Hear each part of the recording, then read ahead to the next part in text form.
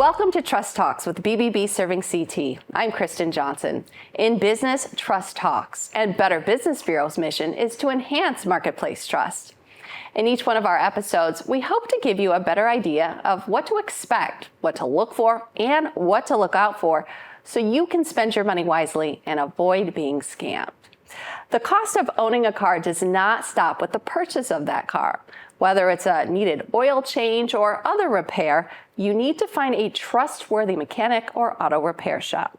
And joining us to provide tips on that topic is Marianne Croce of Croce's Transmission Specialist LLC out of Norwalk.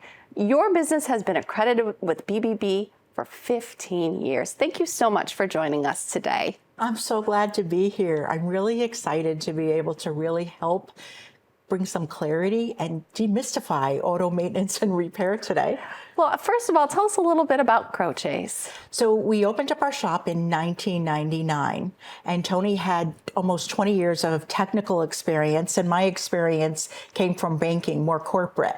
So we thought our skill sets really complemented one another, and we took the approach that we wanted to be a resource to our community, a resource to our customers as well.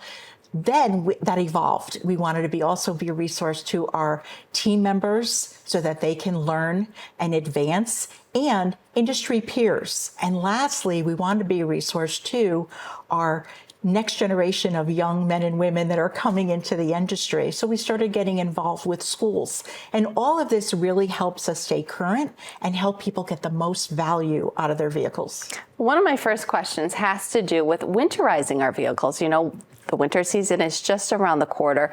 What should we be doing during the fall to prepare? Yeah, to prepare for winter. That's a great question. And we see a lot of vehicles coming in that didn't prepare for winter. So I have 7 tips to share with you today. And the first one is definitely check fluids in your vehicle. Make sure they are clean and they are full. You want the shop to make sure that there are no leaks, because today a lot of vehicles no longer have dipsticks for the engine or the transmission. So it's very important. Also at that time, have them do a visual inspection of belts and hoses on the vehicle. Now, the next thing is tires. Those are definitely a safety item. So inspect tires for wear. Connecticut really doesn't have the extreme weather that some states do. So most people don't switch out their tires. They have like an all-weather tire. You may see that more on big commercial vehicles. Battery testing is another one. That's important because we have lots of items in our vehicle that are electric. And now also we have devices that we're charging all the time. So there's a draw on the battery. So it's important to get that tested. Wipers. No one wants to be in frozen rain or sleeting situation and find out your wipers don't work. That can be really frustrating. Mm-hmm. Also, keeping your vehicle clean. So washing your vehicle and even protecting the undercarriage. We've noticed over the years that vehicles have a lot of rust on them, a lot more than they did years ago. And that's because of the salt mixture that they put on the roads. There's less accidents, but we're dealing with more rust. And lastly, check your 4-wheel drive in your vehicle. If your vehicle has that, check it once a month. You can do it right in your driveway. Put the vehicle into 4-wheel drive. That light will go on, and then take it out of 4-wheel drive. That is a way to check to make sure that it's working and you're lubricating that system. Those are some great tips. You know, a lot of us aren't experts like you are. So when we take our car to a mechanic, we're really putting our trust in them. What can you suggest to address people's fears of auto repair? Yeah, fears of auto repair are definitely real. And, you know, movies and commercials really villainize the automotive repair industry. But I'm here to tell you that when you go to a shop or you're looking for a shop, take the approach that you're going to interview them. You're going to bring your vehicle in for probably something small, and take that opportunity to really see how you're being treated. The goal of a shop is for them to be able to keep your vehicle safe and reliable so that you have the most value out of your vehicle. So they're going to tell you everything that they find. The last thing you want is to, after going to an auto repair shop and having maintenance or a repair done, is 2 weeks later to have something else go wrong when they could have prepared you and told you about it. Communication is also a good thing. Don't hold back. If you've had recent work done, let them know about it and really describe your concern in detail. Is it something that happens all the time? Is it an intermittent problem when you're on the highway or local driving? Things like that really help the shop, help you. Yeah, if they don't know, then they can't help you, right? So you really have to be open, have an open dialogue. Well, they want to recreate that situation. That's what they want to do to really get down to the root cause of the issue. Unfortunately, there are some less than trustworthy individuals in this industry, like all industries. What are some of the more common scams that you hear about from dishonest auto repair shops? So I think that when it comes to scams, there's a lot that has to do with communication, expectations of a customer, maybe a shop not communicating as well as they should, and it seems like they've been scammed. But one thing to really look out for that can really help is if you go into a shop and in any way they are disrespecting you, they are pressuring you, or they're disregarding, not really paying attention to what they're telling you, then it's really time to seek another opinion. Those bad actors have really spoiled it, though, for the good guys like you, right? That then unfortunately get put in and have that same reputation. Well, you know, there's bad apples in every industry, right? We can talk about that endlessly. But I think that for you, most shops that are out there, we talk to a lot of different shops and have great relationships with them. And there really are a lot of good people doing things for the right reasons. And what they want to do is educate their customers. So what's the biggest misconception out there about car repair companies? Yes. So when it comes to automotive repair, there are a lot of misconceptions. I would say it's perception.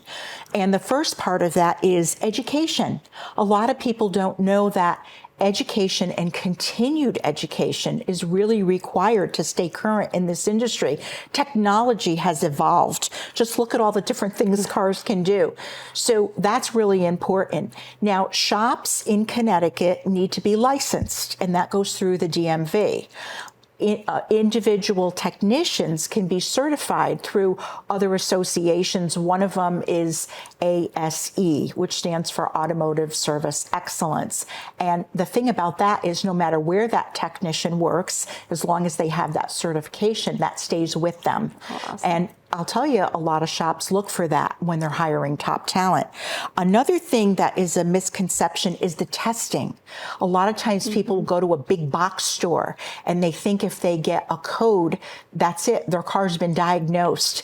Testing is really important. That code is like giving someone a zip code. But now what we need to do is we need to find the street address and the house number.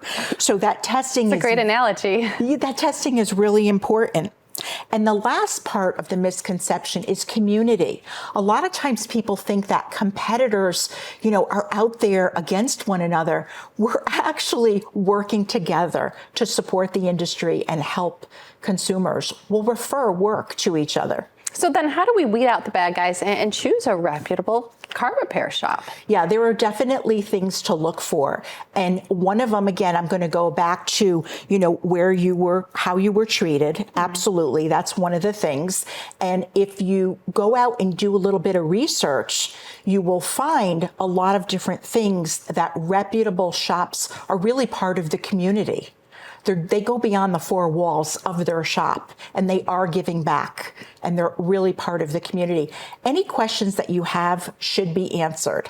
If there's anything that you're concerned about, ask the shop about it and they should give you a clear explanation. When should you get a second opinion?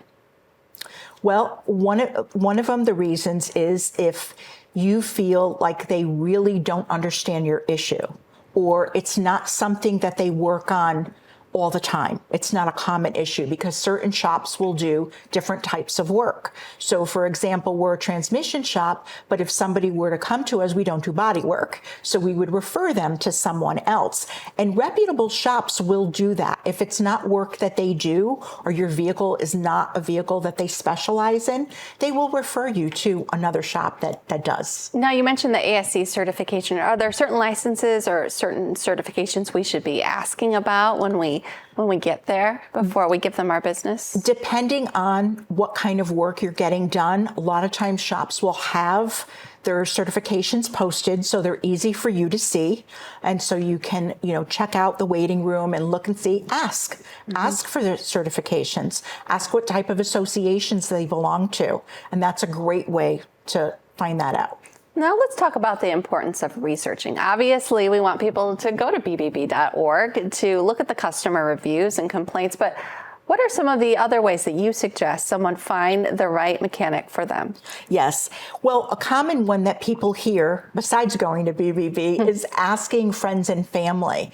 But ask also the shop that you frequent. Ask another shop. One of the signs is when shops talk badly about each other, that's probably not a good sign, because we don't talk badly about another person in the industry. But what we do is we educate people on our process. Okay. Sorry you had a bad experience at your past transaction or your past shop that you went to. Let me walk you through our process. And we educate you on the process. You want to know that that shop has a process. That's very important. The other thing is go to the websites of the shops that you're looking at. How, again, involved are they? What do they belong to? Their associations are on there. How easy do they make it to contact them? And they'll talk about things like that in the website. And if you have a concern or you have an issue, they should be really easy to get in touch with. Estimates are very important, aren't they? Yes, they are. Why? Well, estimates are important because it sets an expectation so you know, and you're not blindsided in any way, shape, or form. And it makes for great communication. Written estimates are required. You should get a written estimate on any work that is done. And you can ask for that. Today, with technology, you can be emailed an estimate. It's very common that can be done. So it's a red flag if they won't give you an estimate. Well, if they won't give you an estimate, that's definitely a red flag. Yeah, okay. That is a simple request because a shop wants you to understand what they found and what they're going to do to fix the issue. Also on there should be the fee for the testing and let you know about that as well. And then what you don't want to do is get kind of a bandage type of repair. So you want them to explain what's actually involved. They'll also cover what's included with that estimate, what kind of warranty you're going to get as well. So that should be noted on there. Do some places charge for estimates? Is that common? They don't charge for estimates. What they'll actually charge for is the testing to get to that diagnosis and find out what the root cause of the problem is. And then that's what the charge is for, because there's equipment that's needed. Usually it's the highest skilled technician in the shop that is doing that. So there is a cost to it. So yes, that's what the charge is for, but not the estimate itself. So you mentioned earlier people going to big box stores and getting that code. Some may take it a step further and really try to self-diagnose the problem and then ask for specific work to be done. Why is it important to have that professional diagnosis? Yeah, so what happens is what we found over the years, right? The power of the internet. It could be good, but it also could be find anything, right? It could be very bad though, because a lot of times what happens is they're listening to something that actually isn't even about their vehicle. It could be a submodel of their vehicle that's not the same one as theirs. So they might have an SL, and what they're reading about or learning about is on the different model. Okay. So the other thing is the components in their vehicle may be different than what they're listening to. They may have a different engine or a different transmission. So the best thing to do is to find that trusted shop and ask them, put the onus, the responsibility on the shop to make the right repair. Let's talk about guarantees. What is a guarantee, and will it transfer over if you sell your car? So typically warranties, what you want to do is you want to read them. You will be given a warranty. It'll be documented on your repair order, on your invoice, but you also want to understand what that warranty includes. Some will transfer over, but many won't. So you want to know that ahead of time. And what is the standard? Well, it depends on the type of repair. Okay. It really does. A lot of electronical components do have a shorter warranty. That's because the components themselves are not warranted for as long as some other types of parts. But yes, there are differences in warranties, and they should be noted on your invoice. Can we go through some of the more common types of car repairs? Like, for instance, brakes. Is there a standard that we should expect for a warranty on brakes or tires? It depends on the shop. Some shops will warranty things for a year. Some shops will warranty things for 2 years, and some even beyond that. Okay. And usually when you do get a warranty, just to make that clear, it's usually miles and time. So 12 months, 12,000 miles. 2 years is 24 months, 24,000 miles. So that means if you drive the vehicle and you put 24,000 miles on the vehicle and you do that in 18 months, that means you're out of warranty. Oh, okay. It's whatever comes sooner. Yeah. And there are certain associations that will give you a nationwide warranty. Can you explain why that's so helpful to consumers? Yeah, that really is helpful because there's an in-house warranty that you have to go back to that repair shop, but a nationwide warranty means that they have a network. And they have a network so that if you're stuck or you break down and you're out of state or you're on a road trip, they can connect you with someone in that area and they can help you. It's also a good thing to note what we found over the years is many parents that are sending their kids off to college with all of the things that they have to remember and do. It could be a little overwhelming. They haven't found an automotive repair shop in that area. So many of them have contacted us over the years.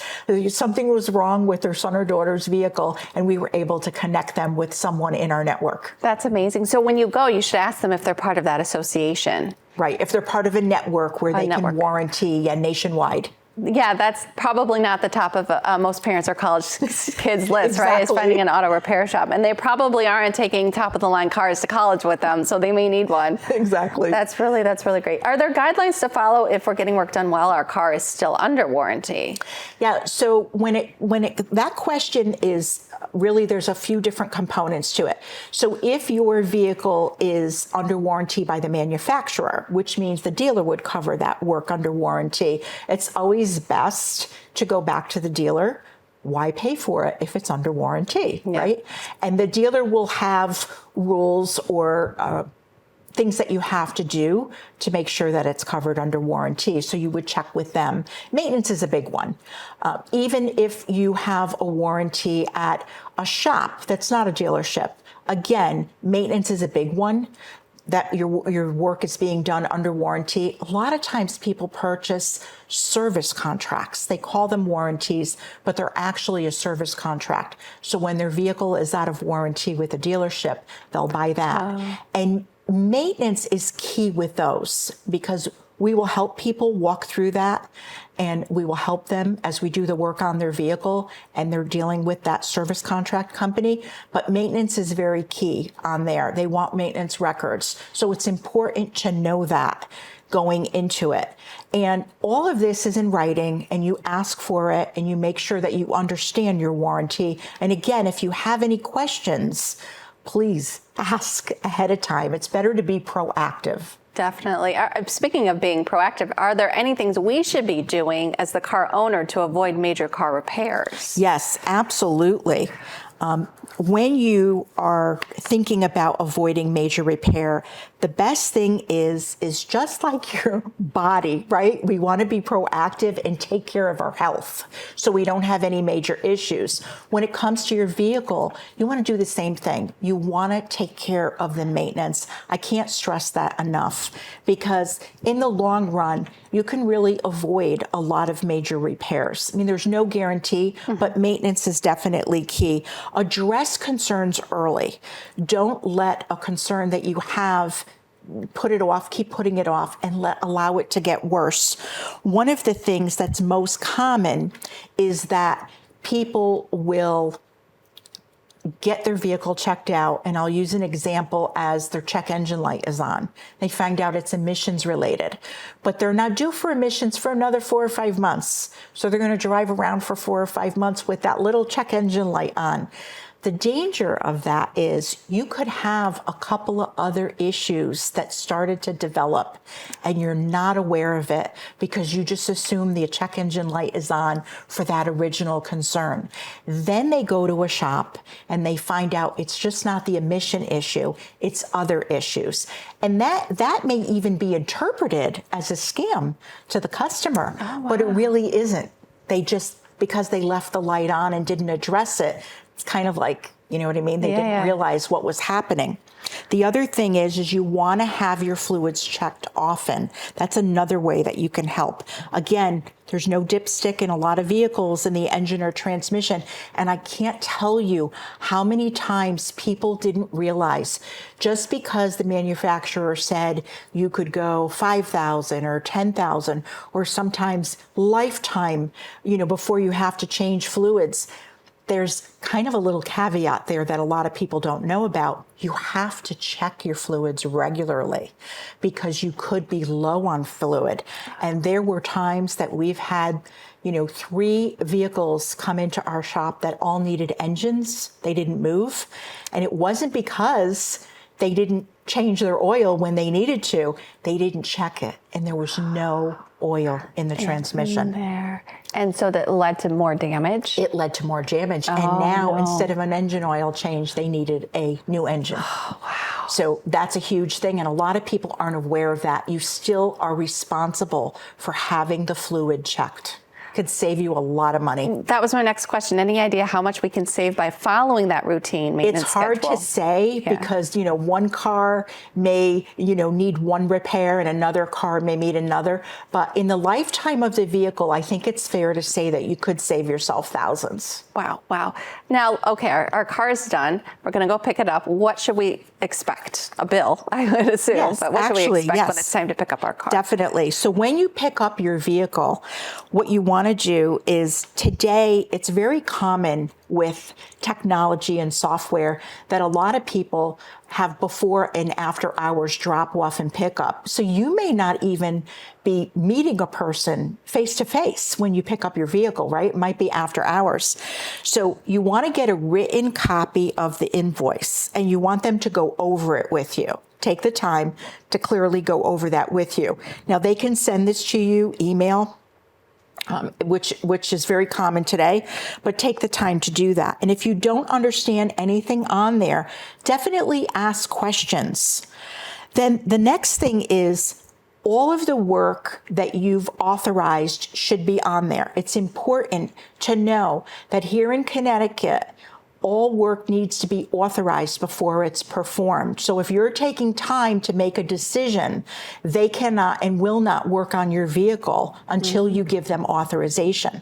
So if it takes you a little time to make that decision, even though your car's been there a couple of days, you have to realize that they're not going to start until you give authorization. So it's really important. Also, when you pick up your vehicle, you're going to see a communication log on your invoice. Those are the times that the shop called you, got authorization, if there were other work that they found, anything like that, and they wanted to address it with you, that will be on there, and your authorization for that. Or if you decline that work at this time, because maybe it wasn't something that was needed right away, it was something that you could wait a little bit and go a little bit further. And the last thing is what's really important is a lot of times owners may want to see parts or they want to see, and in Connecticut, you can actually ask to see the parts from your vehicle that were replaced. What you need to do is do that when you authorize the work, because to keep the shop safe and organized, they don't leave older parts hanging around. They dispose of them properly, and they do it all the time. So if you wait till the end of the repair, they might not have them. A new thing that's really eliminated that need for that is digital vehicle inspections. They're called DVIs. We use them at our shop, and a lot of shops do today. You can ask if they do. And what it is they'll actually take photos for you, or even mini videos to show you what is actually wrong with the vehicle, and they'll send them to you. So that really takes the need a lot of times for a customer wanting messy parts. Marianne, you have educated me so much today. I mean, every answer to every question is something I didn't know. Before we go, I mentioned you've been accredited with BBB for 15 years. What does that accreditation mean to your business, and what do you hope it says to your customers? It means a lot to us. I mean, 15 years went by so fast. And really what it means is professionalism. We consider ourselves a resource to our customers and community, so we want to align with other resources that help and see them. So, BBB means trust to us, and we hope that's what it means to our customers and community. Well, Marianne Croce of Croce's Transmission Specialists in Norwalk, thank you again for being with us today. We really appreciate it. It was a pleasure. And thank you for joining us today for Trust Talks as well. Again, you can go to bbb.org to look up an auto repair shop that's trusted near you. We'll see you next time.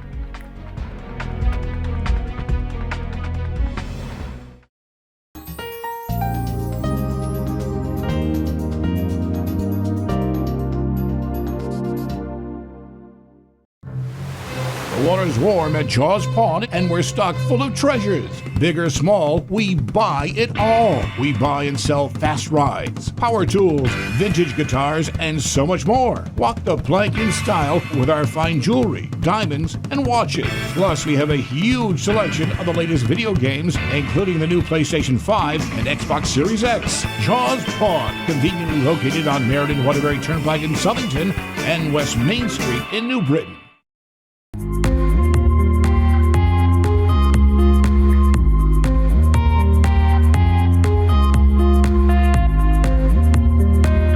I'm your host, Kurt Barwis. Today, I have a very special guest, Dr. Andrew Lin. Hello, and welcome to another episode of the Veterans Corner. My name is Chuck Wooden. Decision for ourselves for this week, if we want to be made well. Hi, welcome to the crack of dawn. It's Dawn Lombardi. I'm starting the painting. It's going to be the clips with some water. Love it. He took me on the sets of Lost in Space, Batman. Everybody has a story. What's yours? Until next time,